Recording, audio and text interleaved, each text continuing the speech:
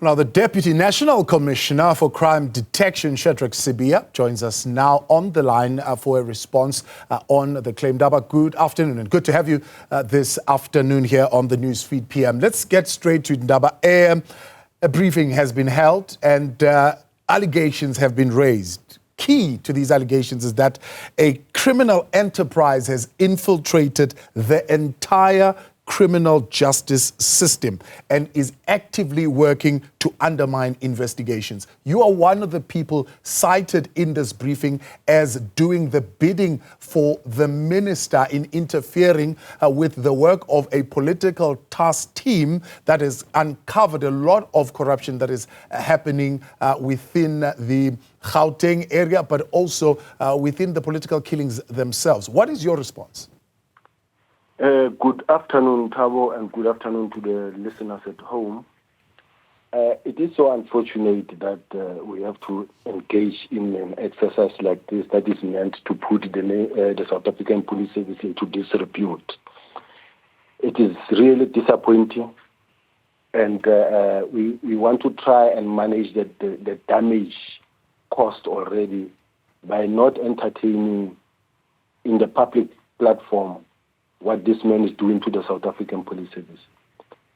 He's causing the South African Police Service, he's putting them, it's a serious disrepute. And we're trying to avoid that as the South African Police Service. But what I want to say is that he's saying what he's saying, and I can tell you that he doesn't know what he's talking about. To start with, the political task team, upon receiving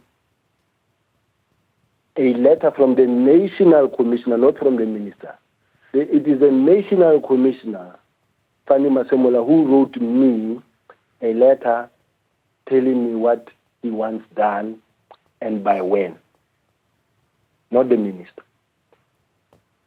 I received a letter from the National Commissioner that says he wants this by this date. Ours was to implement. Secondly, they were requested to, according to the way the National Commissioner instructed, to make sure that those dockets are brought to the detectives since they belong in the detective space. And upon receipt of those dockets, the 121 dockets, remember, all the dockets, they still keep in the dockets that are in court. But there are many dockets that are not actually even political killing task team, that belong in that space, are the dockets that must be investigated by normal detectives within murder and robbery. Right. Those dockets were brought in. And not to me. General Mkhwanazi is a lieutenant general, and he met with General Sintumule, who is the divisional commissioner responsible for detectives, not me. I've never sat with anybody to receive any docket from anybody. So you are saying you did not issue instruction in January, February, and April of this year that all the dockets must be withdrawn from the task team and brought to your office? Are you saying that's completely incorrect? No.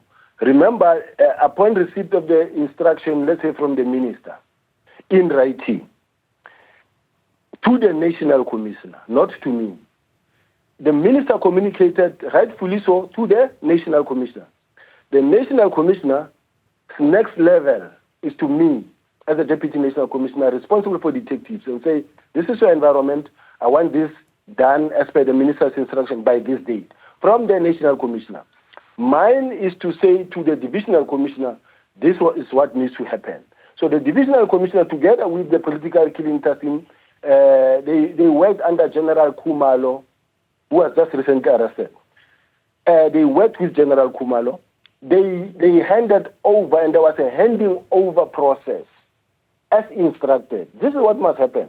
As instructed, to General Sintumule, and she signed for the docket, not me. And those dockets, when she attempted to take them where they belong, in KZN murder and robbery units that exist in the province. General Mkhwanazi said, no, I don't want these dockets in my province. He refused them. There is documents in that regard. He refused them, and as and when he refused them, we had to now say, all right, he's refusing, but up until the next meeting with the minister, in the meantime, something must happen. These matters must be investigated. So let's talk about that, Ndaba. His refusing clearly to me indicate that there is already a strained relationship in terms of how you are relating to the provincial police commissioner when it comes to this matter. Not necessarily myself. Remember, this man is defying the minister at all costs. Why? It is in his nature. Remember, this man was appointed at some point to act as an acting national commissioner. It cannot be in his nature. Within the South African Police Service, of course, there is a hierarchy. I mean, there's order, there's discipline. So you can't just snap the police minister because it's just your nature. Yes, you can't just refuse an instruction from the minister.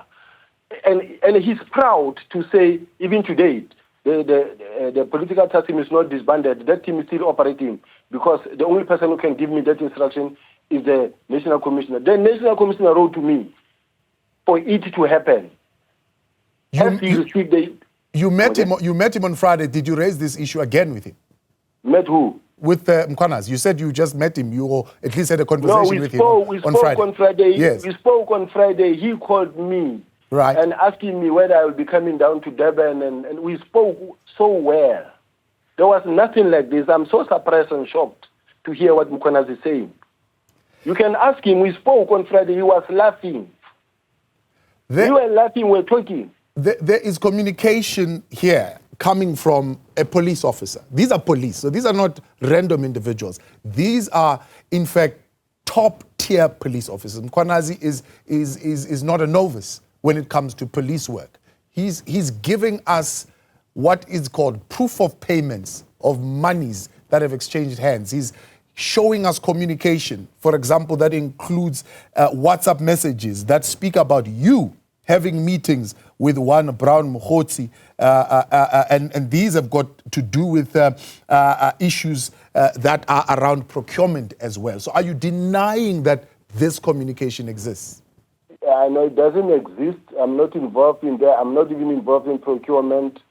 I don't even know what he's talking about, and I've never participated in any procurement.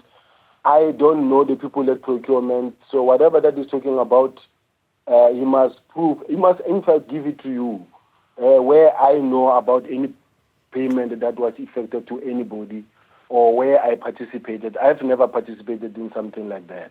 The cancellation of the contract by Nhlanhla Matlala, or Cat Matlala. I mean, yes? What do you know about the cancellation of that contract? Tabo, I'm a detective. I've got nothing to do with the tender. I've got nothing to do with the cancellation of the tender. I'm nowhere near or involved in anything. I don't know what, if my name exists there, he must show you what he's talking about. I haven't written anything to anybody. Yeah. I haven't cancelled anything. I'm nowhere near that thing. The communication on the 26th of January, here's what it says. It says, Mr. Brown Mkhwanazi sent a message to the Minister of Police, Mchunu, which reads as follows. The guy with the funding is also in Joburg from Tuesday. He is the one I said has a 3 billion contract with the SAPS. And then he says, I'm also meeting the DNC. The DNC, we are told, is you here. And the COS, the Chief of Staff, today in Durban to finalize the matter of Khumalo and General Mkhwanazi. Yes. Now, if two people are communicating, and then you've got, let's say, for instance, you've got 3 points to discuss in a phone. The first one, you talk about the contract based on your discussion and the knowledge of what you're discussing about. The first one, you're talking about the first point that you talk about. The second point is this one, and the third point, I'll be meeting with the DNC on these other things. I'm not sure why. But all I'm saying is that I shouldn't be put in a position to respond to something like that I don't know where it comes from and how it came about. Okay. Do you know Brown Mkhwanazi? Because this was put to the minister and initially denied his knowledge of this individual on the 5th of March briefing. Do you know him? Have you met him? I do know Brown. If ever I can tell you, I've met Brown once. What was the nature of your meeting with Brown? The nature of our meeting was just inquiring about some investigations. Remember, this person is an activist in Northwest. And they all contact me. I have a lot of contact or discussion with a lot of people throughout the country who calls me in this position that I'm occupying. Yeah. And he was discussing a position that he was discussing. Yeah. In your own words, you're saying the decision to disband the political killings task team was a decision of the National Police Commissioner.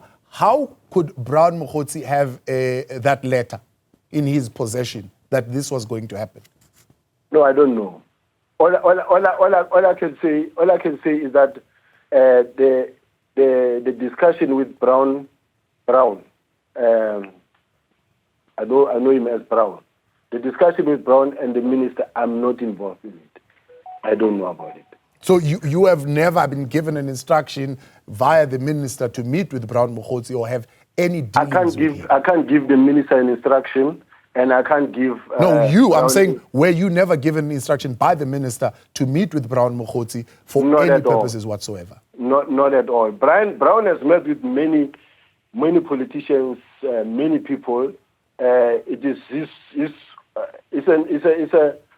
don't know whether it's an activist or what, but I'm not close to Brown at all. The other issue, of course, is the infiltration of the intelligence in the country, where an intelligence document would have been shared, we are told, with a parliamentarian. We are not really given the name of these parliamentarian. That includes information about vetting. I mean, are you aware, are you investigating a matter of that nature where such intelligence product could have been leaked to members of parliament and not via the portfolio committee? No, I'm not involved and I'm not even aware of that investigation at all. I don't know about it. Even the facts thereof, I don't know. As things stand right now, I mean, to many in society, is that you are part of a triangle.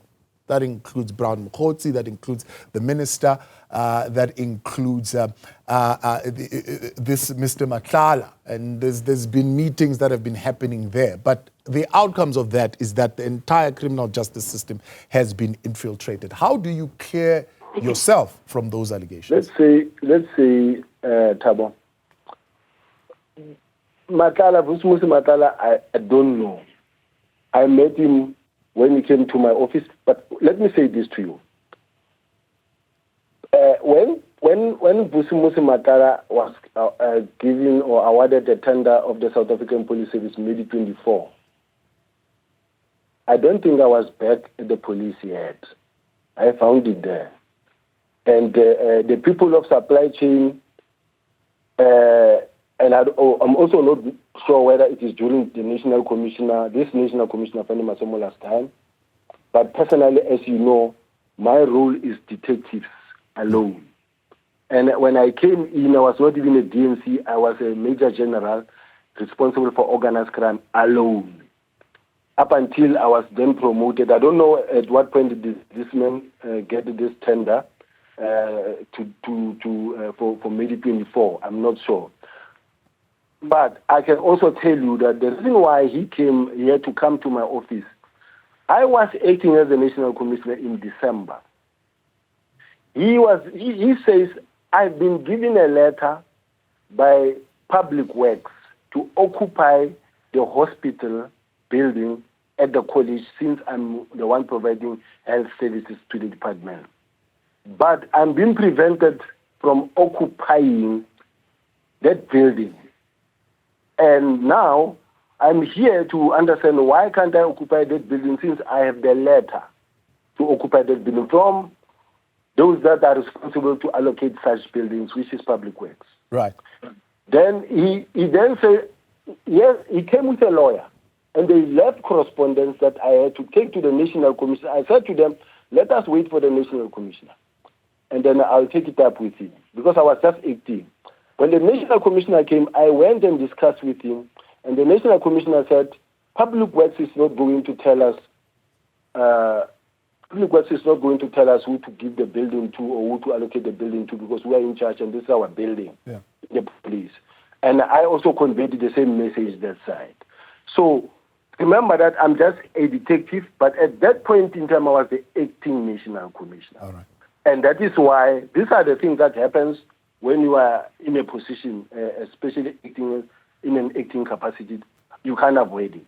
So let's talk about the detective work then. We mentioned a little bit earlier, 121 cases. You're saying these 121 cases don't all account for political killings, and that's correct. But 112 of those dockets are said to be from the team. 54 are about the political killings, while 22 about parallel issues, and 15 are about ad hoc issues, 16 about the University of Fort Hare, and 5 about the killing of traditional leaders. All these are said to be sitting and gathering dust somewhere at head office, and nothing as far as investigation work has been done on them. No, it's not true, entirely not true.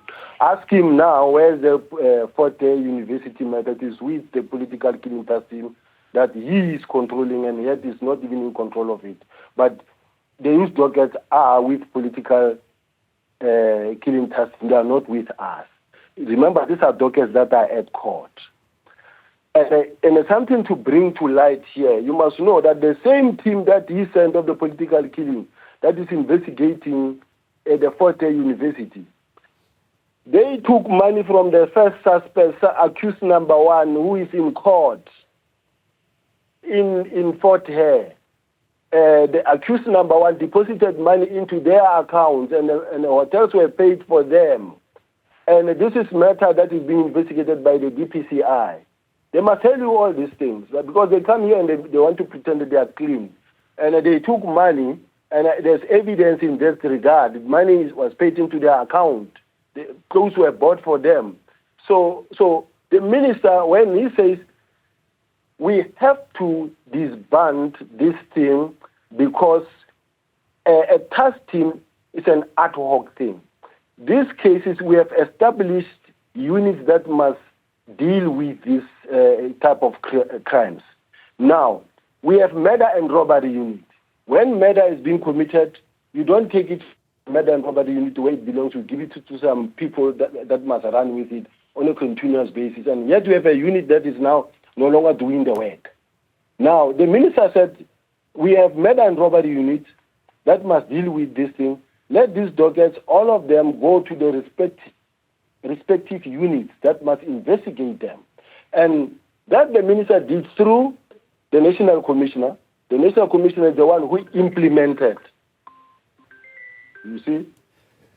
These general are damning allegations, and they include the minister, they include yourself. We've reached out to the minister. He's not talking at this point. He is going to read this, or at least listen to this briefing. I'm sure get legal advice on it. But it's very clear that as a nation, we need to come to some clarity on what is actually happening in this relationship between the KwaZulu-Natal Provincial Police Commissioner, the minister, and your involvement. It's still muddy. It's what the provincial commissioner has said is what you are denying. And of course, you would also be given an opportunity, I suppose, at some stage to present your evidence as to why we should believe your story. I will do so. Certainly what I ask from all the media teams is to say, can they allow me for the 8 hours to I want to listen to him, put paperwork together to support. Because for an example, he says that there are dockets that are sitting in a safe. I don't have a safe in my office. I've never carried any docket.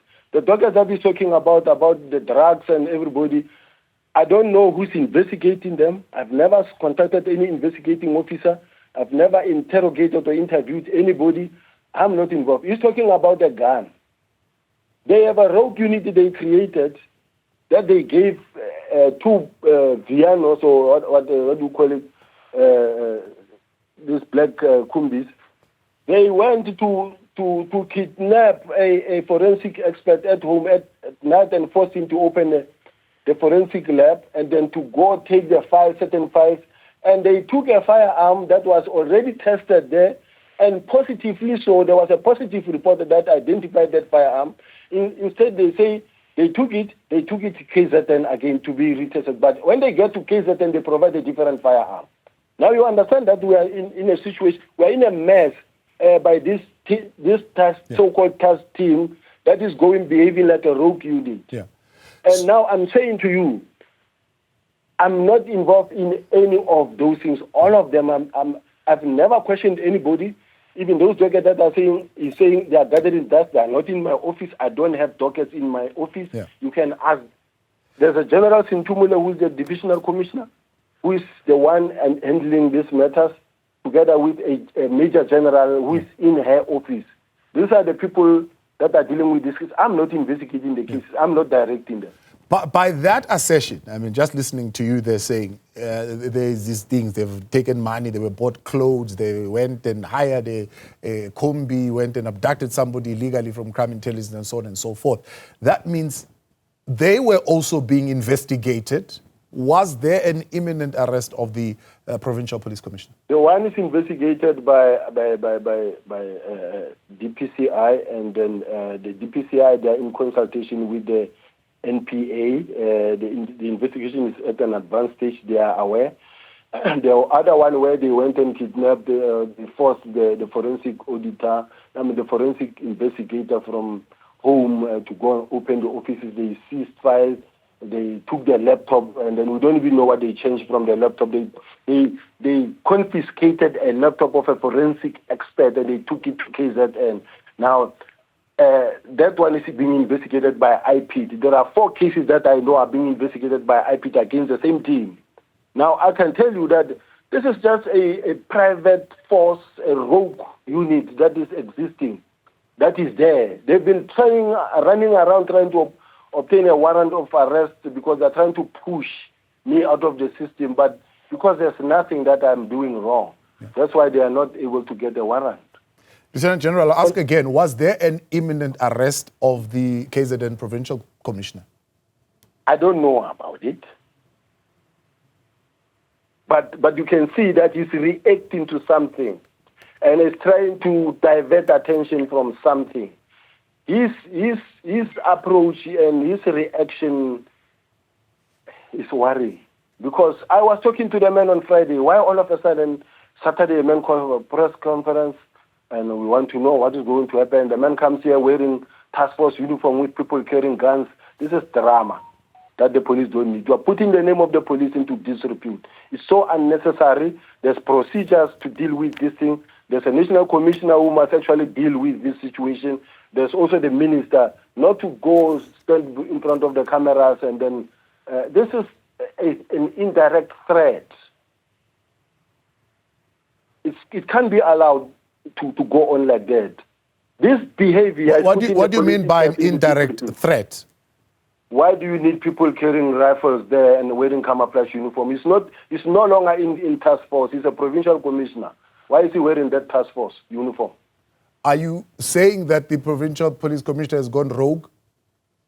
Well, I don't want to say that myself. But I can tell you for sure that that kind of behavior is unacceptable and is uncalled for. It was not necessary. In fact, it should work against him. The national commissioner needs to come out here clean and then query that kind of behavior. It's uncalled for, it's unnecessary, it's lack of discipline. You can't go out there wearing camouflage uniform, having people surrounding you with guns. What are those people doing there? They're supposed to be working, fighting crime there. And if they belong to the task force and they are there, then I don't know what is the task force doing. It's not their mandate to go stand there behind him while he is addressing the media carrying rifles. It's wrong. Suppose you are not the National Police Commissioner, you are the Deputy National Police Commissioner. Is General Mkhwanazi still fit for purpose in your assessment? No, after what I heard today, I don't know what to think anymore, because I know South Africans, they are excited that he's killing people down there, and they are just excited. But as far as I'm concerned, the man has been doing a good job in KZN. I'm just worried that why would the man all of a sudden just turn against the police and then just go like that against the minister and talking things on TV. Why can't he do those things internally?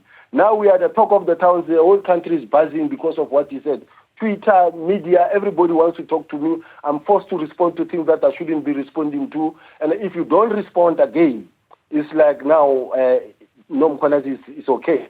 He's got the data, he's pointing out why are they not responding. I will respond at the right time.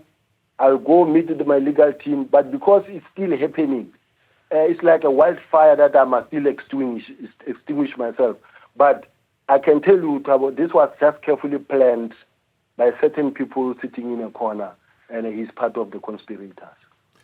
Shadrack Sibiya, we appreciate your time. That's the National Deputy Commissioner, Crime Detection, that's Shadrack Sibiya, mentioned in that briefing earlier on by the KwaZulu-Natal Provincial Police Commissioner as having been doing the bidding for the minister that would have led to the disbandment of the political killings task team, saying he would have been the one who issued the instruction that 120 dockets be brought to his office. He says those dockets are not in his office and he's, of course, still going to respond legally to these matters. More news.